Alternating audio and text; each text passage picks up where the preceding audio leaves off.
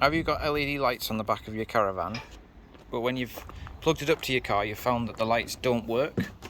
You think there's a fault with the Caravan or the car? Well, there might not be. Modern Caravans with LED lights on the back have a dedicated bypass relay, which is here, and that requires the 12 volt feed that comes from the 13-pin electric socket on the front of the Caravan. So if your car has only got 7 out of the 13 pins wired up, which would be here for the lights, then the lights won't work because they need a 12 volt permanent power supply in order to operate this board, which then outputs to your lights on the back of the Caravan. It also, your ATC goes through here as well, it powers that.